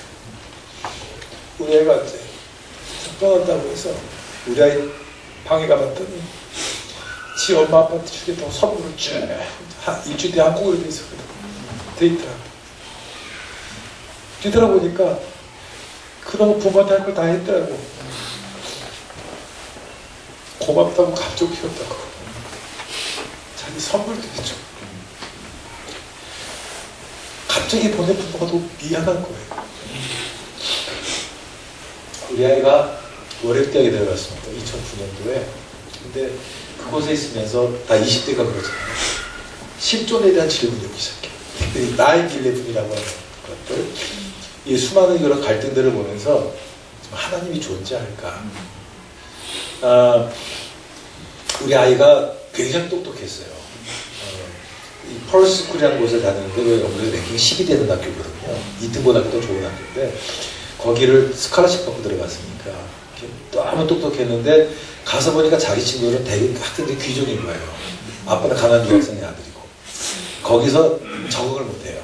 그래서 막판에는 좀 흐트러졌어요. 흐트러져가지고서는 제가 이제 한국에 들어왔을 때 한동안 머리 이렇게 하고 다니고 체이 묶고 다니고 막 그렇게 살았었거든. 이제 그러다가 이놈아 나 머리가 똑똑하니까 월요대학 수학과가 캠브리지가 제일 좋고요. 캠브리지로 오퍼를 받았는데 들어가지 못하고 옥스퍼드 학교는 괜찮아요. 근데 거기서 이제 공부를 했었는데 실존에 대한 고민이 온 거예요. 그리고 나서는 정말 하나님이 존재할 때 이런 일이 있을 수 있고 이 세상의 부조리. 예. 또 아버지도 없으니까 대학 1학년도 교회를 안 다녔어요. 교회를 안. 그러다가 우연히 마틴 루터 킹 목사님의 책을 읽기 시작합니다. 그러면서 이 아이가 조금씩 이 안으로 들어오는 거예요. 우리 아이가 똑똑하게 했어요. 얘는 자기가 지적으로 책을 통해서 모독에 넣은 겁니다. 목사의 아들이었지만 어렸을 때는 아버지가 했을 때 신앙생활을 했지만 자기가 한참 방황할 시기에 하나님과 상관없이. 왜냐하면 자기 아버지가 저한테 해주는 게 없잖아요. 자기 친구 집 생일 파티 가면은 정말 차 타고 한참 들어가는 저거는 그런 데니까. 거기서 이제 위화감도 느끼고 적응하지 못하고 조금 삐뚤어졌던 그런 시기를 살았었어요. 그리고 C.S. 루이스, 헨리 나우엘의 글을 읽으면서 자기가 지적으로 거듭남을 경험합니다. 그러면서 하나님 말을 나를 포위하듯이 나에게 다가왔다고 고백을 해요. 우리 아이의 그 삶의 그 터닝포인트 됐던 계기가 하나 있어요. 이게 뭐냐면 대학에 다닐 때 저는 우리 아이들을 고등학교까지밖에 안 내줬어요. 근데 학비도 지들이 벌어 다녔기 때문에 제가 아이들 용돈밖에 안 줬어요. 대학도 자기들이 알아서 다녔습니다. 뭐 결혼도 큰아들 자기가 알아서 했고. 그런데 이 아이가 한 번은 이제 자기 친구랑 에콰도르에서 온 친구예요. 예, 같이 친구랑 길을 가는데 어떤 학교에 뭐 홈리스들 있잖아요. 홈리스가 와가지고 돈을 달라고 그런 거예요. 근데 자기 마음속에 어떤 생각이 들었냐면 마음속에 네가 진짜 그 사랑이 있다면 네가 가진 거 다 줘야 되지 않겠냐고 지갑을 딱 걸어가지고 지갑에 있는 걸 다 줬는데 하여튼 그때가 무슨 뭐 기숙사비가 뭐가 돼가지고 300파운드가 있었던 거예요. 그 당시로 한 60만 원 좀 되는 거예요. 그게 작은 게 아니잖아요. 이게 작은 돈이 아니고 그걸 딱 줬어요. 근데 그 사람이 그 홈레스도 뭐라고 얘기를 하냐면 근데 내가 지금 배가 고프니까 밥 좀 사달라고. 그러니까 우리 아들이 그 캐시머니가 돈을 찾아가지고 버거킹에 가서 음식을 사주고 그러니까 내가 내일 면접을 해야 되는데 쉐이브를 해야 되겠대. 그래서 슈퍼마켓에 가서 이제 쉐이브를 하고 자기 또 잠을 자야 되는데 그래서 쉘터까지 데려다주고 의심이 되잖아요. 그렇죠? 그걸 해준 거예요. 근데 그거를 해주고 자기도 잊어버렸는데 그 다음에 2014년 9월 7일 날 얘가 어떤 경험을 하냐면 런던에서 그 자기가 런던 킹스 크로스 지하철을 타려고 했는데 자꾸만 마음이 불편해서 자기가 두 칸으로 옮겼어요. 기차칸을 옮겨서 딱 탔는데 옆에 어떤 인도 사람이 앉았는데 말을 하게 된 거예요. 그래서 자기가 이 사람에게 복음을 전하겠다 싶어서 복음을 전하는데 얘기해봤더니 이 사람이 원래 마약 중독자 홈레스였던 거예요. 근데 자기가 복음을 받아들이고 나서 지금 직장 생활한다는 얘기를 들으면서 얘가 뭘 느꼈냐면 아 내가 그때 마음에 어떤 도전이 와서 내가 300파운드 주고 버거킹 사주고 면도해준 결과가 이거라고 느꼈던 거예요. 그래서 이 아이의 삶이 어떻게 되냐면 월요일 하루가 자기 시간이고 화요일은 CBMC라는 VCBMC라고 젊은 아이들 비즈니스안에 모이는 기도 모임에 가고 수요일날은 수예배 가고 목요일은 워터로서부터 그 옥스포드 스트리트까지 걸어다니면서 노방 전도를 하고 홈레스들에게 복음을 전하고 그리고 어느 날 홈레스가 빵을 사더니 그러더래요. 너는 유기농 먹으면서 나를 이거 주냐고. 그래서 유기농으로 바꿔가지고 우리 아이가 사실은 죽기 한 3년 전까지 내가 명품적이었어요. 이 아이가 뭐 돈도 잘 버니까 일단 기본적으로 제가 좀 들고 있는 게 우리 아이 가방인데 뭐 버버리 가방을 그냥 이렇게 들고 다니고 항상 하는 얘기가 진짜 명품은 레벨이 안 보이는 거야 이렇게 할 정도로 진짜 명품적이었는데 나중에 해봤더니 아무것도 없어요. 그렇게 자랑했던 다 팔아서 나눠줬더라고. 집에 성경책이 이만큼 쌓여 있어요. 저게 뭔가 싶었더니 자기 돈으로 성경을 채서 나눠주는 거예요. 여러분 전도지 줘도 교회 용품 줘도 안 하잖아요. 그게 목요일 그리고 금요일 날은 기도 모임, 토요일 날은 청년부 모임. 일주일을 그렇게 살아가는 거예요. 그렇게. 그러니까 직장생활 엉망을 했던 것 같죠? 그 아이가 그의 회사에서 평가가 직원 중에 최고를 해가지고 걔가 30% 월급이 올랐어요. 톱 레이트였고 코시어가 와가지고 이렇게 그걸 써서 컨돌런스 페이퍼에 글을 쓰는데 뭐라고 쓰냐면 자기가 우리 아들을 봤을 때 다 자기가 우리 회사를 다음으로 맡을 리더라고 생각했을 정도로. 우리가 좀 신앙이 좋다라고 하면 우리 아이는요 그 크리스찬이자 그 비즈니스맨이었어요. 이게 밸런스 맞추기가 쉽지 않잖아요. 아들 잘알아서 그러긴 한데 우리 아이가 그래서 이번에 가가지고 제가 지난 그때 첫 1년 되는데 홈레스 사진을 찍은 거예요. 우리 아이의 삶이 이렇게 CBMC 모임에서 스터디하고 그 다음에 또 홈레스들 사우스리라는 그 베프티스 처치에서 하는 이 사람 그 알베나 사람인데 홈레스를 가서 이제 성경 공부해 준 일하고 그리고 뭐 교회 일하고 이렇게 시간을 보냈습니다. 4월 23일 우리 아이의 그 페이스북이 너무 신기한 게요. 우리 아이 페이스북의 마지막 페이스북이 이제 4월 14일 날짜 잘못 썼네. 그 4월 21일이니까 21일 4일 전이니까 며칠이에요? 21일에 4일 전이면 17일 4월 17일에 제가 오타 쳤습니다. 자기 마지막 페이스북의 사진 오프 듀티예요. 마치 자기의 인생을 떠난 것이 나았느냐. 그리고 부활절 수련회를 했는데 마지막 통화한 게 4월 21일 날 자정 12시 반쯤에 자기 친구하고 통화했는데 마지막 통화 내용이 뭐냐면 내가 예수를 믿고 구원받던 다시 한번 기쁘다고 그러고 떠났어요.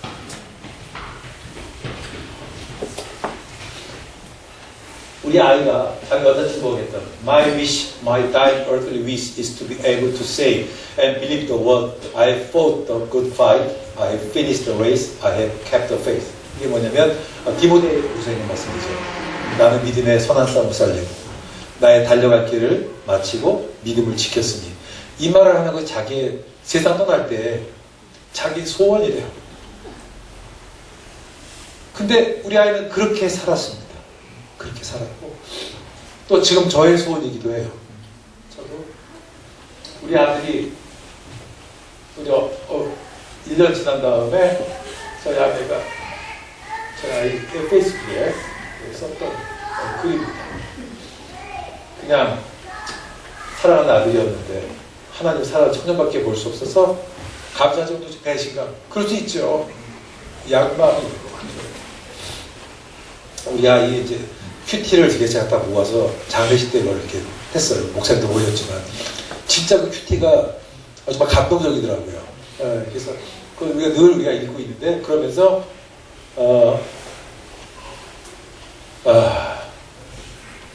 이게 저희의 고백입니다.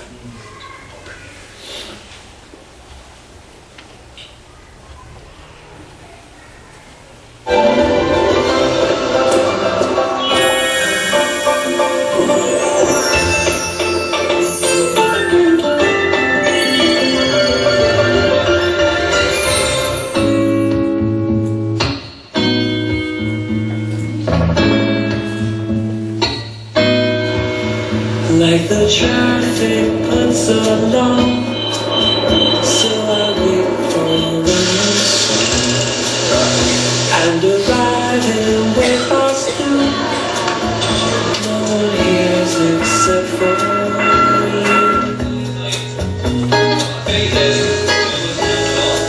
2번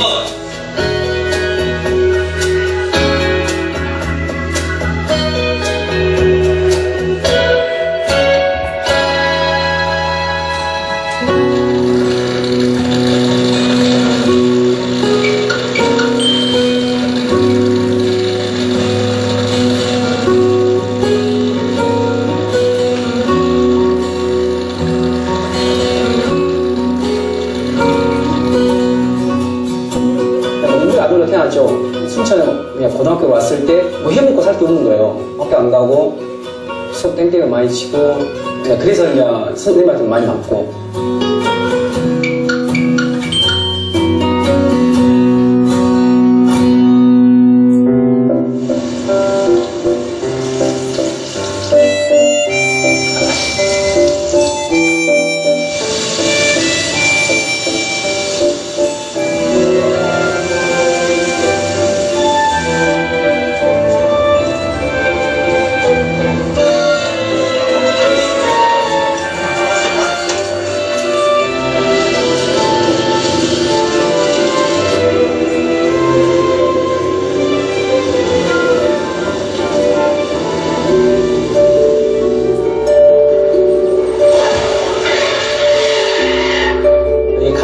아르바이트 했던 친구가 이제 퇴근하고 갔는데 그 음주 차량이 이렇게 왔어요. 바닥에. 그래서 하루 만에 그냥 숨을 거죠. 그 친구 여파가 좀 컸어요.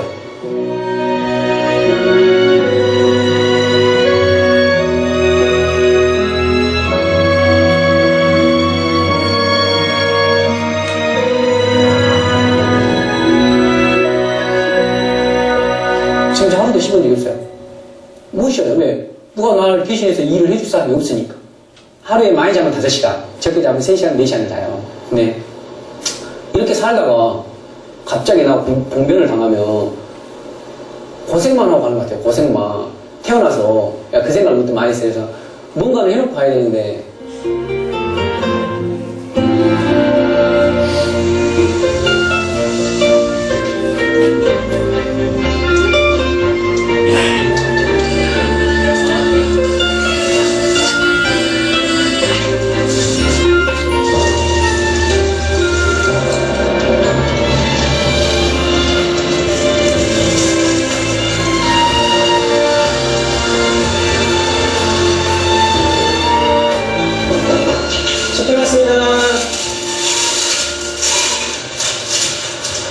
안녕하세요. 네, 반갑습니다. 네. 감사합니다. 아, 예. 네.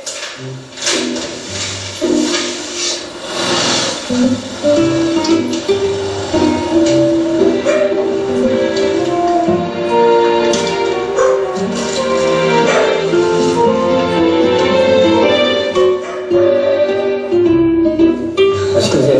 제가 달달마다 드리니까 맛있게 드시면 될 것 같아요. 난방이 분산이 안 된다냐? 난방은 되신가요? 아, 잠깐만. 네, 기름도 맛있을까? 간에 맞고 짠 맛이고요. 똑같이. 아, 찌고 와야 돼.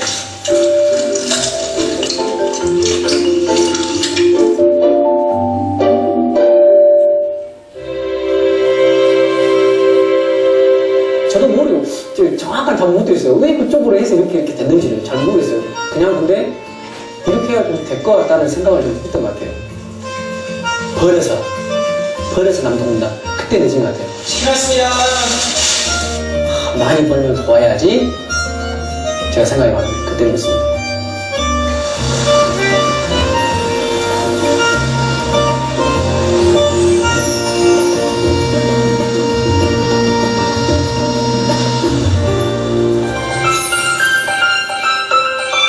방금 본 영상은 김은남이라는 순천에서 치킨 가게 하는 사람이에요. 치킨 가게 하는 사람인데 우리가 다 영상에서 봤던 것처럼 자기 정말 열심히 일했어요. 근데 어느 날 자기 그 가기 싫어하는 알바 학생이 갑자기 죽는 걸 보면서 만약에 내가 갑자기 죽으면 과연 나의 삶은 남들 나를 뭐라고 기억할까? 나의 삶은 이 땅에 어떤 의미를 가질까? 단지 열심히 그냥 수고하다 죽는 거라면 그 삶이 무슨 의미가 있지? 그래서 이제 자기의 삶 속에서 자기 해야 될 걸 찾습니다. 우리가 부르심이라는 얘기를 하잖아요. 부르심이라는 건 뭐냐? 내 마음이 울리는 게 부르심입니다. 그래서 저분은 매일 저녁 7시 가장 바쁜 시간에 가는 아이들을 한 달에 한 번씩 찾아서 치킨 전해주는 일을 하는 거예요. 그럼 너무 행복하대요. 여러분 솔직히 속으로 대답하세요. 여러분 행복하십니까? 행복하세요? 아니잖아. 그쵸? 우리 안에는 행복을 찾아야 됩니다. 2013년 그 사건 저에게 좀 자극이 됐어요. 그게 자극이 돼서 2014년에 한창 아이스 버킷이 유행할 때 영국에는 우리 아이가 저한테 아이스 버킷을 던진 거예요. 뒤집어 쓰면서 그때 제가 어느 단체를 좀 돕고 있어가지고 이 땅에 있는 청소년들을 돕고 싶다 그러고 하면서 제가 $100를 기증하려고 했는데 그때 신문 보니까 청소년들이 문화에 좀 소외됐다고 그러더라고요. 그래서 제가 그때 학교 어떤 프로젝트를 해가지고 정부 돈도 100만 원 받고 해가지고 좋은 클래식 콘서트를 좀 하고 싶다라고 해서 그걸 청소년 콘서트를 시작을 했어요. 원래는 한 번만 하려고 했어요. 근데 한 번 하니까 좋더라고. 그래서 이제 그 다음도 하고 저는 SNS를 되게 잘 써요. 그래서 한 달 전에 제가 이제 2년 전에 했던 게 선한 의도만 가지고 돈 일을 할 수 없을까? 나 일하고 싶다 그랬더니 정말 딱 1,000만 원이 모여가지고 한 달 만에. 이번에도 그렇게 모았어요. 그리고 올 5월 달에 법인을 만든데도 한 달 만에 3,400만 원 모았어요. 제가 되게 잘해요. 그 중에 스님도 있어요. 저는 스님한테도 인정받는 사람이에요. 근데 이제 작년과 올해에 와서 연주했던 피아니스트가 있어요. 그분이 크리스찬 같지는 않은데 그분이 이번에 이제 인사하느라고 수고하셨어요. 감사합니다. 인사 통화하는데 뭐라고 얘기했냐면 2번 청소년 콘서트를 하면 자기 마음속에 큰 울림이 왔다는 거예요. 그래서 12월 11일 날 저녁 8시에 자기가 예술의 전당에서 원래 독주회를 해요. 이게 그 학교 교수들은 저는 논문을 써야 되고 음악하는 사람들은 독주회를 해야 돼요. 그게 200점짜리입니다.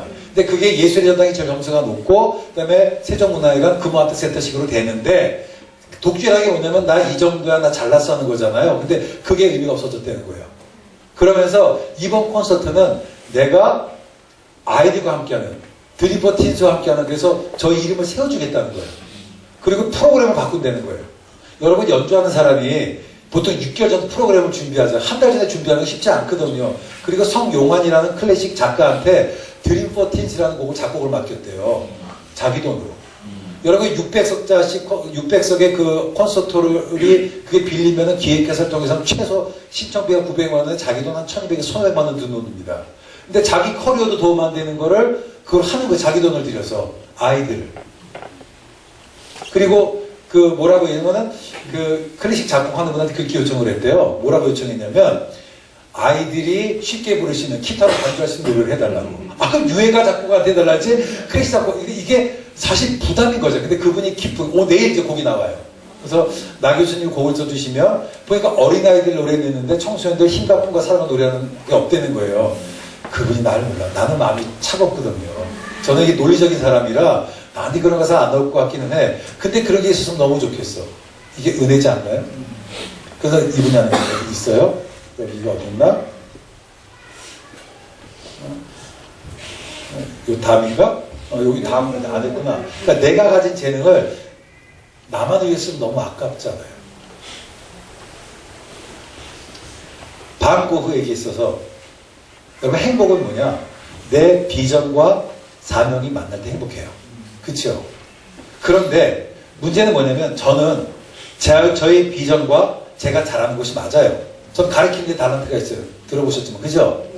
동의 안 하시네. 네, 잘하잖아. 잘 가르쳐요. 꽤 고마워요. 좀 더 크게. 네. 자, 잘 가르쳐요. 좀 잘 맞아. 근데 안 맞을 수 있잖아. 근데 김은난 씨처럼 자기가 잘하는 것과 사명이 다를 수 있지만 그걸 할 때 행복한 거예요. 그러면 첫 번째, What is your vision? 여러분의 비전이 무엇입니까? 여러분에게 스스로 질문을, 앞으로 20년 후에 나는 이런 모습이었으면 좋겠다. 다른 사람들이 내가 이런 사람으로 가게 됐으면 좋겠다는 것들을 생각하셔야 돼요. 오늘 집에 가서 숙제입니다. 그 구형례 때 하세요. 그러니까 어떤 분이 그러더라고요. 어느 모임에서 했더니 내가 지금 70인데 이거 좀 100세 시대에 괜찮아요. 근데 생각해보면 여기 있는 대부분의 성도님들은 생각 안 해보셨죠? 안 해봤어요. 왜냐면 그건 10대나 20대 때 할 일이지 30대, 40대, 50대 생각을 안 한다고 생각한단 말이에요. 그런데 어떤 사람이 쟁기를 갈아요. 쟁기를 가는데 소를 몰고 밭을 갈아. 근데 늘 불안해. 내 인생을 자살한다고 늘 뒤로도 보고 앞을 보고 뒤돌아보고 하면은 이게 똑바로 되고 삐뚤빼뚤해요. 삐뚤빼뚤해. 어떤 사람이 얘기하는 겁니다. 아, 난 이상합니다. 왜 잠깐만 내 인생 길이 굴곡이 생깁니까? 그럼 저 끝에다가 말뚝을 세워놓고 말뚝을 보고 걸어가 보라고. 했더니 어떻게 돼요? 똑바로 갈아져요. 여러분 지금 내 삶이 흩어졌던 이유가 뭐냐? 내 삶이 지금 기쁨이 없는 이유가 뭐냐? 목표가 없어서 그래요. 비전이 없어요. 30년 후에 내가 우리 학생들부터 이래. 나는 목사가 되겠다고. 어떤 목사? 그럼 그 목사가 돼서 너 지금 뭐해? 20년의 여러분들의 모습이 그려지면 또 숙제를 하셔야 돼. 10년, 5년, 3년, 2년, 1년 단위로 그 모습이 되기 위해서 나는 무엇을 해야 될지를 구체적으로 목표를 설정하셔야 돼요. 사랑과 선행을 격려해야 됩니다. 크리스천들은 늘 큰 얘기만 해. 추상적인 얘기를 하지 구체화를 안 시켜요. 그것을 구체화시키는 작업들을 해야만 합니다. 어떤 사람이 되고 싶습니까? 조세핀 빌링스가 그런 얘기를 했어요. 세상에 당신은 그저 한 사람일 뿐이지만 어떤 한 사람에게는 세상일 수도 있습니다. 내가 그냥 부지불식게 하는 그 일이 누군가의 삶을 망칠 수도 있고 누군가에게 생명을 줄 수도 있습니다. 여러분, 내 일상을 거룩하게 합시다. 운전하는 그 순간 앞에 차가 끼어들었을 때 제가 그래도 요즘 누가 끼어들면 저희 아내가 화내는데 저는 가만히 있어요. 왜? 나의 순간이 그 사람에게 평생일 수 있잖아요. 그렇죠? 그렇게 한번 살아갑시다. 하벨이 그런 얘기를 했어요. 책임감은 정체성을 확립시킨다. 그러나 정체성 때문에 우리가 책임 있는 존재가 되는 건 아니라는 거예요. 내가 크리스천이라고 책임 있는 존재가 되는 것이 아니라 오히려 우리가 책임 있는 존재로 살아가기 때문에 정체성이 나오는 거라고 하는 겁니다. 내가 사명자라고 선언해서 사명자가 되는 것이 아니라 내가 미션을 따라 하나하나 수행하고 살아가다 되돌아보니 내가 사명자가 되는 거예요. 삶은 뭐냐? 하나님의 부르심 대한 반응이에요. 우리 아들은 고흐는 어느 날 하나님이 그 마음에 울렸습니다. 그래서 그 아이의 일은 작은 그걸 하는 거였지만 그 중에 우리 아이의 마음에 가장 울렸던 건 뭐냐면 목요일날 저녁에 홈레스에 가서 그 사람들을 먹여주고 전도하는 게 제가 어떤 일이 있으면 그때 제 페이스북에도 했는데 집사람하고 기차를 타는데 옆에 홈레스가 앉은 거예요. 냄새가 나잖아요. 막 믿겠어. 제가 집사람하고 이렇게 해가지고 외국 사람이 우리말 모르니까 거기에 여보 환자보장 전내서 내려. 집사람이 마주 앉았었거든. 내렸어요. 딱 내리려고 그러는데 그 홈레스가 저한테 뭐라는 줄 아세요? 마인드 더 겟고르다. 발 조심하라. 얼마나 부끄러운지 몰라. 나는 그 홈레스가 싫어. 저 냄새가 너무 나. 근데 그 홈레스가 저를 걱정해서 외국인이라고 발 조심하라고 그러더라고요. 제가 얼마나 반성했냐면 아니 우리 아들이 그렇게 살아서 우리 아들 삶을 더듬는다고 왔는데도 현실이 오니까 사람은 안 그러더라고. 나의 한순간이 누구에게 영원일 수 있습니다. 그게 소위 일상생활 영성인 거예요. 일상을 영화롭게 한다라고 하는 겁니다. 소명에 응답한다고 하는 것은 뭐냐? 그 도든 향해서 일어서는 거예요. 아까 날린 책처럼 순종하지 않으면 기적이 없습니다. 오늘 우리들의 문제는 뭐냐면 순종하지를 않아요. 내가 재능이 없다고 그래요. 하나님의 말씀에 순종하면 없는 재능도 주십니다. 나는 땅에서 나그네가 되었사오니 주의 계명을 나에 숨기지 마옵소서. 이것이 이 세상을 살아가는 동안 저의 좌우명이고, 그리고 이 세상을 떠날 때에 내가 하고 싶고 듣고 싶은 말은 믿음의 선한 쌍을 마치고 내가 달려갈 길을 마치고 믿음을 지켰으니 멸로 가는 생각도 없어. 거기까지만 하고 내가 죽을 수 있다면 너무 좋을 것 같아요. 하나님 앞에, 우리 아들 앞에서 부끄럽지 않은 아들로 설 수 있을 것 같아요. 까르페 디엠. 그다음에 꺼주세요. And so he told me his secret formula for happiness. Part one of the two-part plan was that I should just get on with ordinary life, living it day by day like anyone else.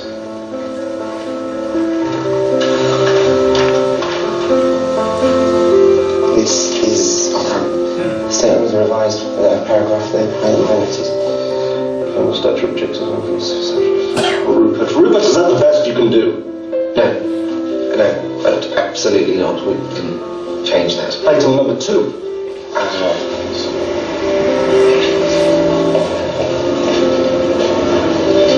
Good afternoon, sir. Eating in or taking away today? Take away. Yeah? No problem. Lovely, that's 424 then, please, sir. Thank you kindly. Lovely. And just your change now. Great. 6 foot change. Thank you. Hello there. Are you eating in or taking away? 잠깐만 You find the defendant, John Welbeck, guilty or not guilty of fraud? Not guilty. And that is the verdict of you all? Yes. Thank 잠깐 멈췄다가 이제 한번 you. You may be seated. Thank God. Let the defendant be discharged. Be upstanding in court.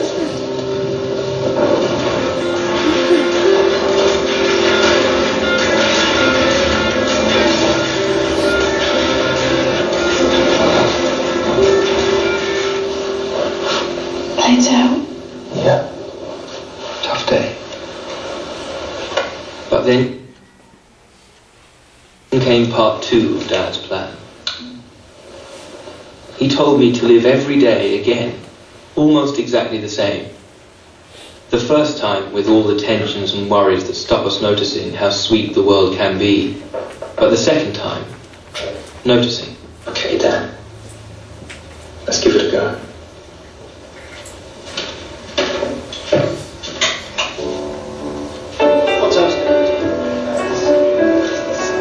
죄송합니다. 한 번만 더 멈췄다고.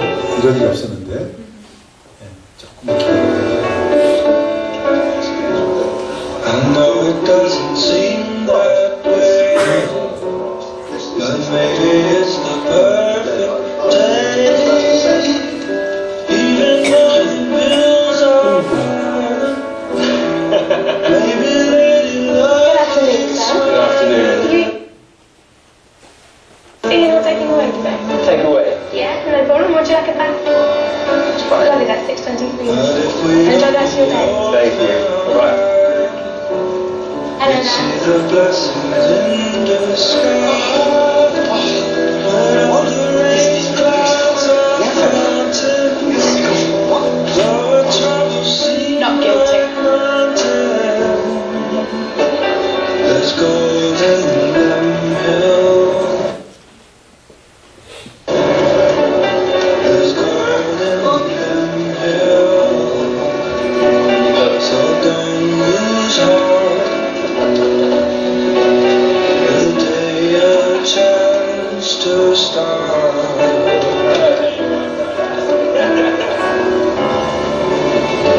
There's gold in them hills.